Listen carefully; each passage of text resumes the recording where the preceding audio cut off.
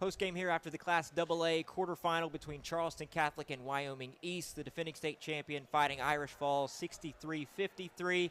We're joined now by Coach Wes Heavener, Senior Mary Rushworth, and Senior Ileana Evans. I know it's difficult after a loss, but we're going to talk about your careers. You've been part of some magical moments in Irish history, and we'll talk about all of that, but I appreciate you all joining us after the game. Coach, I want to start with you, just kind of your initial thoughts after the game. It felt like it was pretty even. I know the second quarter was a little tough, couldn't get some shots to fall, but jumped out on them 11-1, probably felt good.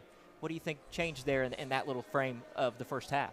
Yeah, I thought we did a good job of coming out early, really establishing momentum. I think they were able to see the ball go through the basket a couple of times, and I think that really gave them some confidence. It seemed like they went on a little bit of a run there towards the end of the quarter. I think they cut it to like 2. I think we may have got a little bit fatigued toward the end of the first, into the second. I just think they did a good job of making shots in the second.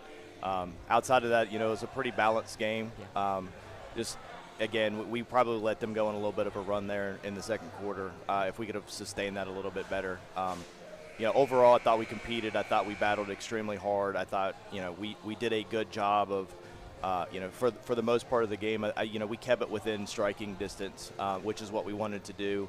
I thought the girls came out, locked in. We continued, everybody was connected. We were able to continue to, push and go on runs. We just weren't able to get, past that 6-point mark. And I think that, that ultimately was, they just made some shots down the stretch too. So, Mary, I know it's hard just to get to this moment, and you've been a part of some teams that have got here and won games. Getting here this year, I'm sure, was difficult in and of itself.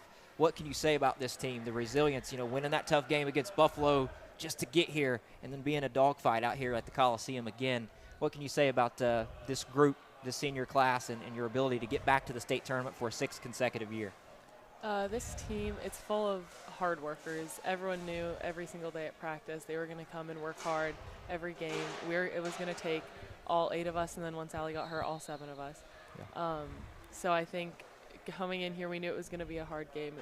We knew Wyoming East had good shooters, and they were a good team. So I think just trying to stay connected and keep that hard work aspect of our game throughout all 32 minutes. Yeah. Ileana, I don't know if you've had even a moment to kind of take inventory of your career, the things you've been able to accomplish, and looking back at this season, what stands out to you about your time playing for the Irish? I'm sure it's been magical in so many ways. I think it's the support that I've had from the team and from my coaches. They've pushed me to be the best player I can be, and I've really grown in confidence, especially from last year to this year. I've upped my game. I've played the game that I wanted to play, and I think they've helped me contribute to make the team better. Yeah, Coach, we talk about it all the time, how difficult it is just to get here and then win games. You've had some adversity. You lose Wilcox. I'm sure that hasn't helped the cause, but even still, your girls found a way, right? Can you talk about the resiliency of this group? Yeah, I think we talk about it early in the season. We always talk about adversity because every year you're gonna face it. It doesn't matter, whether there's injuries or whatever. You're gonna go into situations where maybe the game's not going your way, and it's how you respond to those situations. And having these two with us the last 2 years, Mary, the last 4, we always put them in situations that aren't necessarily the easiest, whether that's strength of schedule and going out and playing really hard teams. And I just feel like it helps us to be prepared for the moment whenever we're on a bigger stage. And again, this year is it's one of those where, you're going in, you have a certain game plan, you think, you're going to be able to execute certain ways. You face some adversity, and then you're kind of tweaking your game plan on the fly, and you're asking players to do things that going into the season wasn't necessarily what was their role. And every one of them, these 2 in particular, have done nothing but embrace that opportunity, take on bigger responsibilities. And just continue to come in and work. And I think it's a testament to, the sports community at Catholic, whether it's soccer, volleyball, and just being able to go out and compete at a high level in all of those sports. I feel like, it's sometimes harder to teach winning. And I think, we are lucky to have players that have won in other sports. And I think, that hunger and that desire is really something that they embrace, and you want to see it in the next sport. And I think that's been, a big part of it is just everybody coming in, working, taking whatever we're going to throw at them, and trying to do the best that we can in those situations. It's a proud tradition of success across the board at Charleston Catholic, isn't it? Not just girls basketball, but across the board, all sports. Have you all thought about kind of your legacy that you leave behind? You all have etched yourselves in history, in my opinion, at Charleston Catholic. Has that hit you yet? You feel like you've left a place in a better spot than when you found it, and that's really, one of the best compliments I think someone could pay. Your legacy at Charleston Catholic. How would you want the younger kids to remember you, and maybe the older ones to look back and thought, man, Mary Rushworth really gave it her all?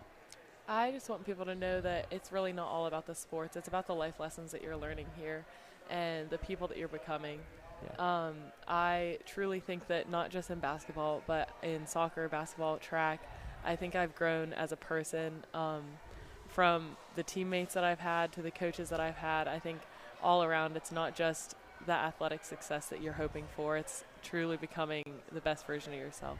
Sure. Eliana, what would be your message to say some of the underclassmen that now will, make an attempt to fill your all shoes and take this program to higher heights than what you all have already raised the bar to? What would be your message to them to keep working hard and, enjoy the moment while you're in it? I would say to support your teammates, to receive the support that you want. Be able to have energy on the floor, off the floor, at practice, at school, in the hallways. Be able to have that energy, and that energy is going to be fed right back into you, and that's going to cause the whole team to have success. Yeah. Coach, I want to give you one last moment before we let you go to brag on your seniors. I know you talked about all of them already, but gosh, as a coach, I'm sure you lean on the older ones each and every year, and to have a special group like this one, I'm sure it made your job a little easier at times than it otherwise would have been. Oh, I mean, sure. You're asking your seniors to do things that, again, we're not in the locker room. We're not around all the time. We're only around, during the instructional time, and just to, lead by example, which I think they do. I think they come in, they bring the energy in practice. They bring energy to games, and just, again, you can't say enough about them to come into a season where you're for the better part of the season had to play with 7, and it's not easy. It's a very difficult task, and I don't think that I've ever seen them shy away from it. And I think that again is a testament to our seniors to understand and embrace the challenge of that, and not just to embrace it, but to succeed in it. Yeah. And I really feel like the attitude that they brought wasn't I think we can succeed it, and I know we're going to succeed in it. And I think that's really what they brought this year was just the leadership and being able to keep everyone staying the course regardless of what was thrown at us. Well, you all certainly rose to the challenge this year. I know it didn't end the way that you wanted it to, but so many people around Charleston and around the state are proud of you. So hang your hat on that. You all have done some magical things in your career, so thank you for that. It's been a pleasure to watch. It's a heck of a ball game today, and congratulations on all of your careers. Thank you for joining us up here as well. I'm sure we'll see you and the rest of the girls back here soon. If not next year, sometime soon for sure. Thank you all. Appreciate it. Thank you. That was post-game with the Charleston Catholic Fighting Irish, who fall 63-53 in the Class AA quarterfinal. We'll have more post-game coverage today. Later on this afternoon, we've got Greater Beckley Christian playing Tug Valley right now. And after that game, we will be joined by some of the Tug Valley Panthers as well. So for now, we will send it back to wherever this streaming service goes, maybe our slate on the WSAZ app. And we'll join you later on this afternoon when some other coaches and players sit in these seats.